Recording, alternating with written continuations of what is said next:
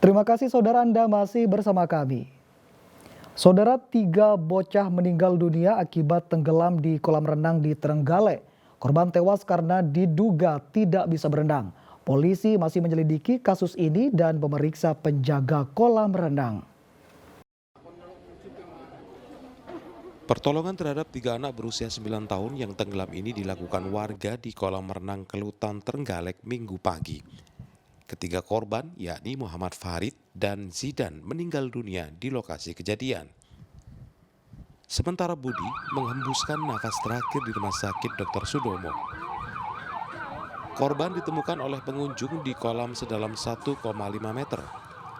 Hasil dari penyelidikan Polres Trenggalek, diduga ada unsur kelalaian petugas kolam renang yang seharusnya mengawasi kolam. Kolam renang yang ada di belakang kami berdiri ini, tadi pagi ada kejadian 3 orang anak yang ditemukan dalam keadaan meninggal di area kolam renang. 3 orang anak itu berusia antara 9 sampai dengan 10 tahun. Polisi telah melakukan olah TKP dan memeriksa sejumlah saksi serta memasang garis polisi di lokasi. Untuk kepentingan penyelidikan, kolam renang ditutup sementara. Danu Sukendro melaporkan dari Trenggalek.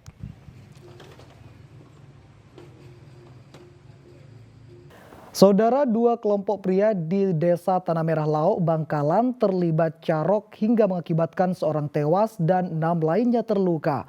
Belum diketahui pasti motif perkelahian tersebut. Korban tewas akibat carok berinisial AS warga Bangkalan. Warga sempat merekam dengan kamera ponsel saat korban bersama rekannya yang terluka parah terkapar di tepi jalan desa. Warga kemudian membawa keduanya ke Rumah Sakit Syarifah Ambami, Ratu Ebu, Bangkalan. Perkelahian berujung maut itu melibatkan 7 pria dari 2 kelompok pada Minggu siang. Selain seorang tewas, 4 korban dibawa ke Rumah Sakit Ratu Ebu, Bangkalan. Sedangkan 2 korban lain dibawa ke RSAL Dr. Ramalan, Surabaya. Polisi memindahkan ruang perawatan kedua kubu agar tidak memunculkan masalah baru, serta kerabat korban menjenguk ke rumah sakit. Dari Polsek Polres bergerak cepat untuk meredam situasi seperti ini. Dan kami juga sudah menempatkan teman-teman dari Brimob Polsek untuk kita tidak meluas peristiwa ini. Barangkali ada jumlah korbannya?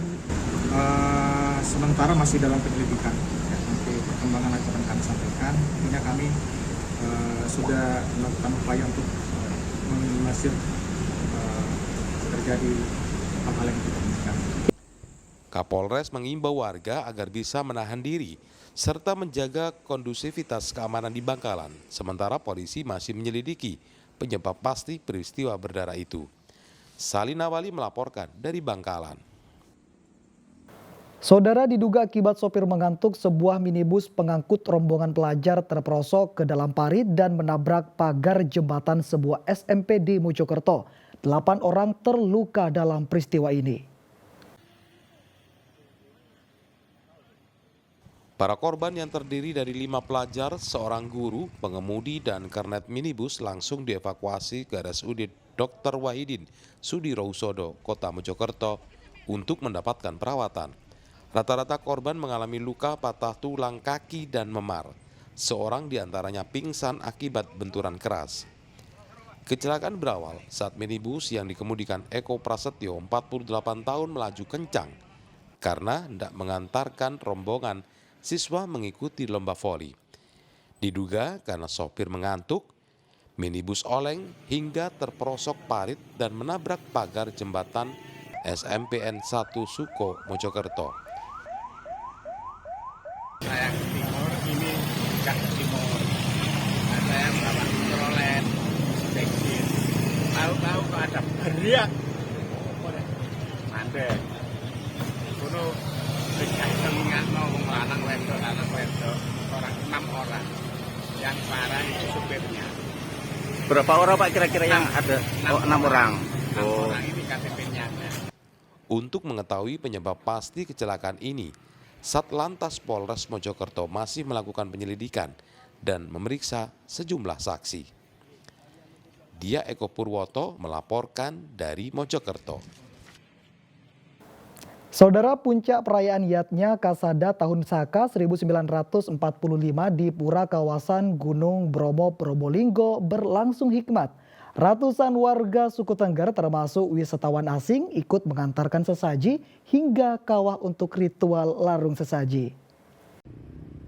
Jalur penghubung desa menuju rest area di Dusun Cemoro Lawang, Desa Ngadisari, Kecamatan Sukapura, Probolinggo, Senin dini hari ramai umat merayakan puncak Yatnya Kasada Hindu suku Tengger. Warga dari 7 desa membawa sesaji menuju Pura Poten Luhur di lautan pasir atau kaldera yang berjarak kurang lebih 5 km. Sesaji berupa hasil bumi ini didoakan oleh masing-masing dukun perwakilan desa. Cuaca berkabut dengan suhu sekitar 5 derajat Celcius tak mengurangi kehikmatan acara. Perayaan diawali dengan pembacaan kitab kuno bahasa Sanskerta tentang sejarah Kasada oleh Paruman Dukun Pandita atau ketua para dukun. Rangkaian ritual Yatnya Kasada menarik perhatian wisatawan dalam dan luar negeri. Mereka tertarik dengan budaya suku Tengger. Wait for the ceremony, but we still don't. But it's really interesting because we are also lucky we didn't know that was this ceremony, so we stay all the day with them, and it's really interesting. But we have to know more. Yatnya Kasada kali ini tanpa dibarengi pengangkatan dukun baru. Menurut Ketua Parisda Hindu Dharma Indonesia Kabupaten Probolinggo, Bambang Suprapto, tahun ini tak ada pengajuan dukun baru dari desa di sekitar Gunung Bromo karena para dukun yang ada masih mengabdi.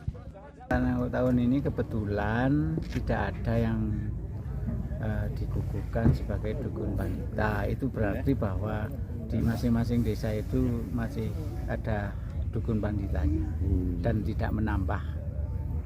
Mungkin secara singkatnya Yatnya Kasada ini apa? Singkat Ya terkait dengan secara singkatnya ya kita punya kewajiban sesuai dengan pesan leluhur kami bahwa setiap bulan Kasada pas purnama kita diminta untuk membawa sebagian hasil bumi kita ke kawah. Usai menjalani ritual di Pura Poten, seluruh perwakilan warga menggelar ritual akhir berupa larung sesaji atau melempar sesaji ke dalam kawah gunung. Para pengais sesaji sudah bersiap di lereng kawah sambil membawa alat, sementara warga perwakilan desa dan wisatawan berada di bibir kawah untuk melihat indahnya matahari terbit. Bagi warga suku Tengger, Yatnya Kasada merupakan hari raya besar peringatan kelahiran leluhur sekaligus wujud syukur atas limpahan rezeki dan keindahan alam. Dendi Arikofur melaporkan dari Probolinggo.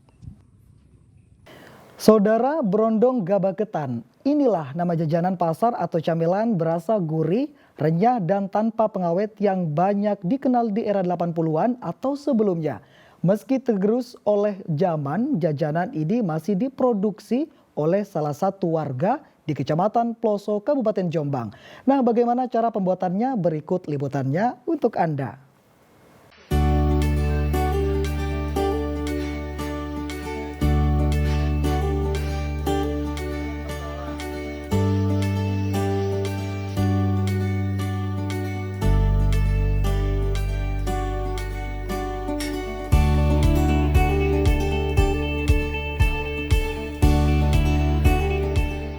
Ahmad Suras Mintuhu adalah salah satu pemilik usaha jajanan atau cemilan zaman dulu yang terbuat dari brondong gabah ketan.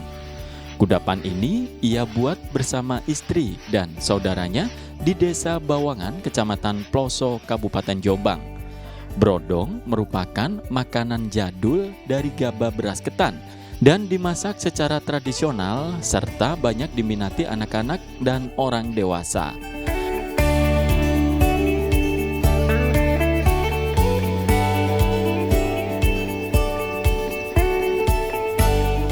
Pembuatan brondong ini dimulai dari bahan gabah beras ketan, selanjutnya gabah dibersihkan dari kulitnya.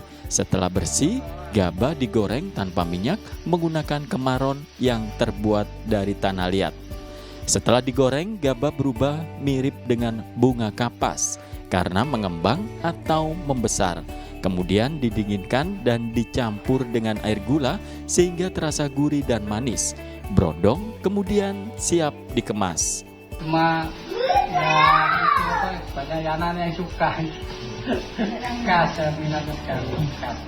Karena kan makanan nggak ada campurannya, murni brondong mah padi ketan sama gula Jawa posisinya, gula murni, semuanya murni asli, tidak ada bahan pengawet sama sekali. Satu ikat itu 7.000, isi 10 ya ikat. Jadi kalau beli banyak itu ada bonusnya. Usaha brondong gabah ketan ini merupakan warisan keluarga. Dalam sehari, Ahmad memproduksi 25 kg gabah ketan kering kemasan kecil yang dijual Rp7.000 per ikat, yang berisi 100 kantong plastik ukuran 250 ons atau 1/4 kilogram. Dwi Mujiarso melaporkan dari Jombang.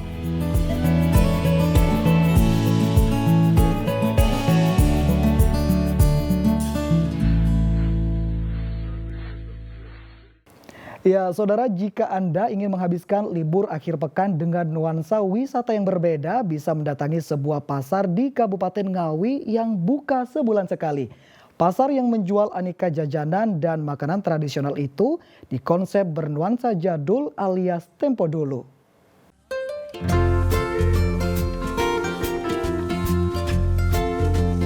Pasar jadul ini berada di Desa Tawun, Kecamatan Kasreman, Kabupaten Ngawi. Pasar ini hanya buka sekali dalam sebulan, yakni setiap Ahad Legi dalam penanggalan Jawa.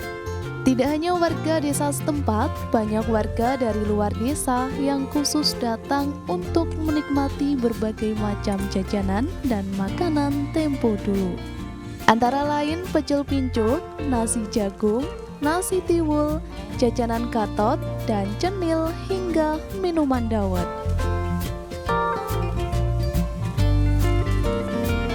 Suasana pasar dibuat sedemikian rupa sehingga pengunjung seolah-olah dibawa ke masa lalu. Apalagi penjualnya menggunakan kostum tradisional khas Jawa.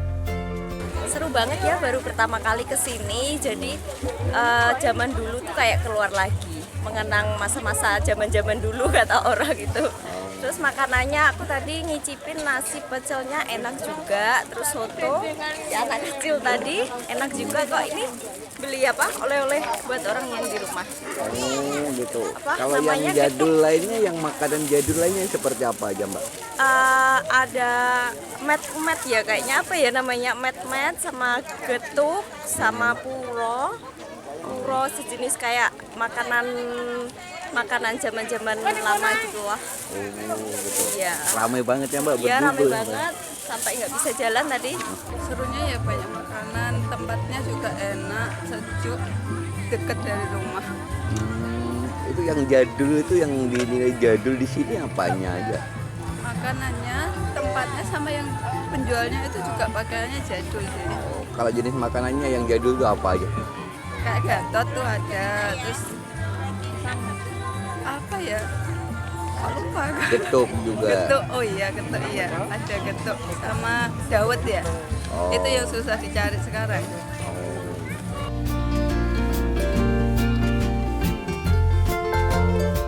Harga makanan di pasar ini juga murah.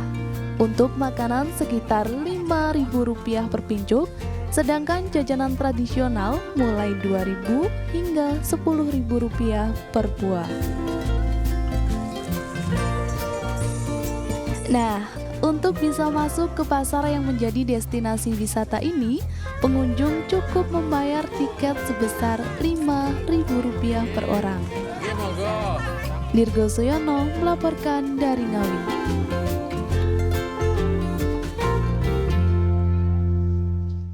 Informasi tadi saudara mengakhiri kebersamaan kita dalam Liputan 6 SCTV daerah Jawa Timur hari ini. Atas nama seluruh kru yang bertugas, saya Imam Fawaid mengucapkan terima kasih atas kebersamaan Anda. Tetap jaga kesehatan, selamat beraktivitas, dan salam SCTV.